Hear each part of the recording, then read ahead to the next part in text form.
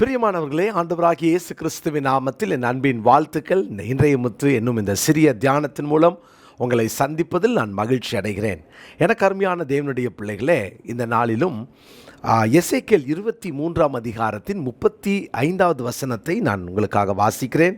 எசேக்கியேல் 23:35. ஆகையால் என்னை மறந்து என்னை உனக்கு புறம்பே தள்ளிவிட்டது நிமித்தம் நீ உன் முக்காட்டையும் உன் வேசித்தனங்களையும் சுமப்பாய் என்று கர்த்தராகிய ஆண்டவர் சொல்லுகிறார். நீ என்னை மறந்து என்னை உனக்கு புறம்பே தள்ளிவிட்டது நிமித்தம்.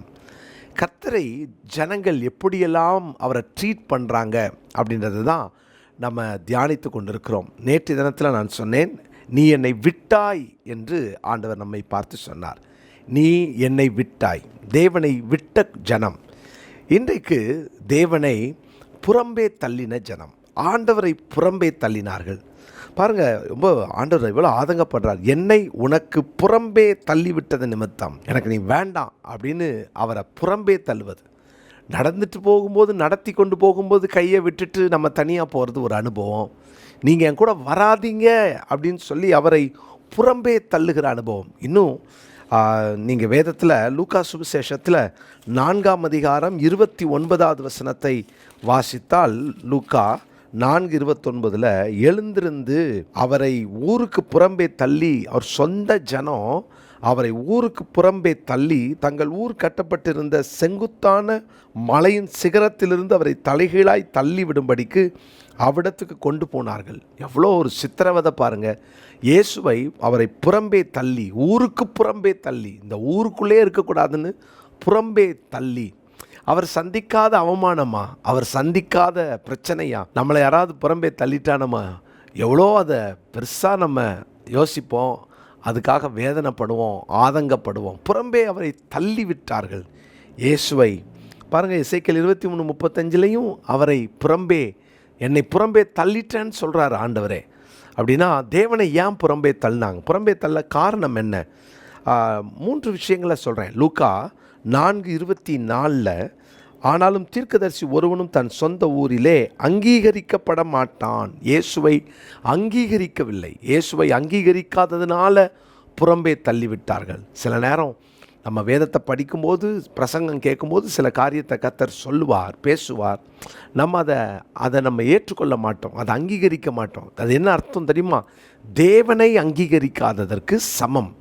ஆண்டவரை அங்கீகரிக்காத அவருடைய சொந்த ஜனம், அவர் தேவன் என்பதை அங்கீகரிக்கலை, அவருக்கு எல்லா வல்லமையும் உண்டு என்பதை அவர்கள் அங்கீகரிக்கலை. இன்றைக்கி அந்த அவருடைய சொந்த ஜனம் மாத்திரமா அவர் அங்கீகரிக்காமல் இருக்கிறாங்க, நம்மளும் தான் அவர் அங்கீகரிக்காமல் இருக்கிறோம். எத்தனை முறை அவர் அங்கீகரிக்கலை? தேவனை அங்கீகரிக்காமல் வாழ்கிறீங்களோ, ஆண்டவரை அங்கீகரிக்காமல் இருக்கிறீங்களா? இன்னும் அவர்தான் உங்கள் தேவன் என்பதை நீங்கள் இன்னும் அங்கீகரிக்கலையா? உங்கள் பிரச்சனையில் தேவன் தீர்வு கொடுக்க முடியும் என்று அவரை நீங்கள் அங்கீகரிக்காமல் இருக்கிறீங்களா? இன்னும் உங்கள் வாழ்க்கையில் தேவனை எல்லாவற்றையும் சேர்த்து கொள்ளாமல் அவரை அங்கீகரிக்காமல் புறம்பே தள்ளுறீங்களா? முதலாவது, தேவ ஜனங்கள் அவரை அங்கீகரிக்கவில்லை. ஸோ புறம்பே தள்ளினார்கள் என்றால் அங்கீகரிக்காததினால் புறம்பே தள்ளினார்கள். இரண்டாவதாக, லூக்கா 4:23 அவர் அவர்களை நோக்கி, வைத்தியனே உன்னைத்தானே குணமாக்கிக்கொள் என்கிற பழமொழியை சொல்லி, நாங்கள் கேள்விப்பட்டபடி கப்பர்நகூமில் உன்னால் செய்யப்பட்ட கிரியைகள் எவைகளோ அவைகளை உன் ஊராராகிய இவ்விடத்திலே செய் என்று நீங்கள் என்னுடனே சொல்வீர்கள் என்பது நிச்சயம். வெளியிலலாம் அற்புதம் செய்கிறீரே, இங்கேயும் செய்யும் அப்படின்னு சொல்லிட்டு அவரை இப்படிலாம் நீங்கள் சொல்லுவீங்கன்னு அவர் சொல்கிறார்.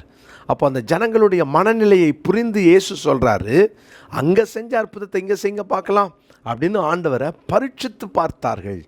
அப்போது இதில் என்ன விஷயம் அப்படின்னா, பரீட்சிக்கப்பட்டார்.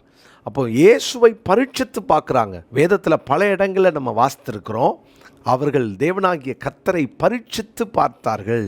பிரியமான தேவனுடைய பிள்ளைகளே, பரீட்சித்து பார்க்குற பழக்கம் உண்டா? நீர் கர்த்தரானா செய்யும், நீர் கர்த்தரானா இதை பண்ணும், தேவனாகிய கர்த்தரை பரீட்சை பாராதிருப்பாயாக என்று வேதத்தில் வாசிக்கிறோம். பிசாசு தான் பரீட்சித்து பார்ப்பான். பரீட்சித்து பார்க்குற அனுபவத்தை பிசாசு கொடுப்பான். கவனமாக இருக்கணும். சில நேரம் சில புறஜாதிகள், சில ஏத்திஸ்ட்டு பார்த்திங்கன்னா, சில இஸ்லாமியர்கள் கூட விஷ பாட்டில் கொடுத்து, பைபிள் சொல்லுதில்ல, நீ விஷத்தை சாப்பிடு, நீ விஷத்தை சாப்பிட்டுட்டு நீ விசுவாசி அப்படின்றத காட்டு அப்படின்னு சொல்லுவாங்க.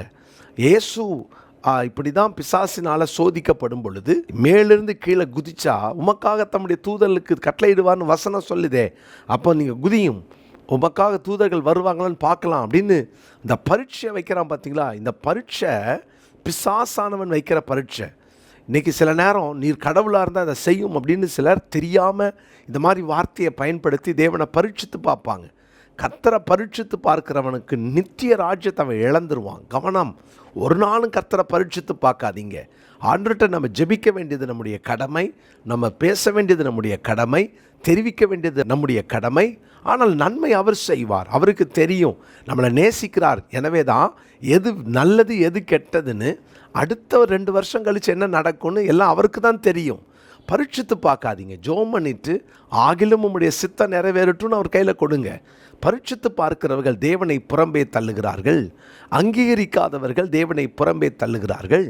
மூன்றாவது, இந்த லூக்கா 4:23-24 பார்த்தீங்கன்னா 22 வாசிக்கிறேன். எல்லாரும் அவருக்கு நற்சாட்சி கொடுத்து அவருடைய வாயிலிருந்து புறப்பட்ட கிருபையுள்ள வார்த்தைகளை குறித்து ஆச்சரியப்பட்டு, இவன் யோசேப்பின் குமாரன் அல்லவா. இதுதான் உங்களுடைய டயலாக்கினுடைய முதல் வார்த்தையே, இவர் யோசேப்பின் குமாரன் அல்லவா. அப்போது ஒன்று அங்கீகரிக்காத கூட்டம், ரெண்டாவது பரீட்சித்து பார்க்கிற கூட்டம், மூன்றாவது இவர்கள் நம்பாத கூட்டம். இயேசுவை நம்பலை, இயேசுவை நம்ம புறம்பே தள்ளலை. அவருடைய சொந்த ஜனந்தான் புறம்பே தள்ளிட்டாங்கன்னு நம்ம நினைக்கிறோம்ல, நம்மளும் அவரை புறம்பே தள்ளுறோம். எப்படி?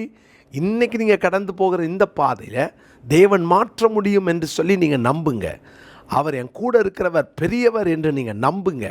என் வாழ்க்கையில் அவர் பெரியவர், அவர் சர்வ வல்லவர் என்று நம்புங்க. அவரை நீங்கள் அசாதாரணமாக, சிலவங்களாம் இயேசுவை சின்ன கடவுள்னு சொல்கிறவங்க இருக்காங்க, இயேசுவை தெய்வமாய் மதிக்காதவர்கள் இருக்கிறாங்க. இயேசு கிறிஸ்துவை குறித்த கணம் அவர்களுக்கு அவர் யார் என்று தெரியலை. இப்படியெல்லாம் வாழ்கிறவங்க இருக்காங்க. நீங்கள் அப்படி இருக்கிறீங்களா? பிரியமான தேவனுடைய பிள்ளைகளே, ஒரு நாளும் ஆண்டவராகிய இயேசுவை நீங்கள் அவநம்பிக்கையோடு பார்க்காதீங்க. அவரை நீங்கள் நம்பாமல் இருக்காதீங்க. கர்த்தருடைய பிள்ளைகளே, தேவனை புறம்பே தள்ளுறவங்க யார்? ஒன்று, அவரை அலட்சியம் பண்ணுகிறவர்கள், அங்கீகரிக்காதவர்கள். இரண்டாவது, அவரை நம்பாதவர்கள். மூன்றாவது, அவரை பரீட்சித்து பார்க்கிறவர்கள். ஏசாயா தீர்க்கதரிசன புஸ்தகம் 53ஆம் அதிகாரத்தின் 3வது வசனத்தில், அவர் அசட்டை பண்ணப்பட்டவரும் மனுஷரால் புறக்கணிக்கப்பட்டவரும் துக்கம் நிறைந்தவரும் பாட அனுபவித்தவருமாய் இருந்தார். அவரை விட்டு நம்முடைய முகங்களை மறைத்து கொண்டோம். அவர் அசட்டை பண்ணப்பட்டிருந்தார், அவரை எண்ணாமல் போனோம். இங்கே வாசிக்கிறோம், அவர் புறம்பே தள்ளப்பட்டார். இந்த வசனத்தை இன்றைக்கி மனப்பாடம் பண்ணிக்கொள்வோம். இந்த வசனம் தான் இன்றைக்குரிய மனப்பாட வசன சவால். நிறைய பேர் மனப்பாட வசனத்தை, இந்த செய்தியை கேட்குறவங்க மனப்பாட வசனம் பண்ணுறதே இல்லை. ஒரு நாளைக்கு ஒரு வசனத்தை தயவு செய்து மனப்பாடம் பண்ணிடுங்க. நீங்கள் இதை அசட்டை பண்ணிடாதீங்க, உங்களுக்கு நல்லது. எனவே இன்னிலிருந்து தயவுசெய்து திரும்ப துவங்குங்க. கர்த்தர் உதவி செய்வார். ஜெபம் இல்லாமா? நல்ல தகப்பனே, இந்த நாள் முழுவதும் உங்கள் பிள்ளைகளை பாதுகாத்து கொள்ளும்.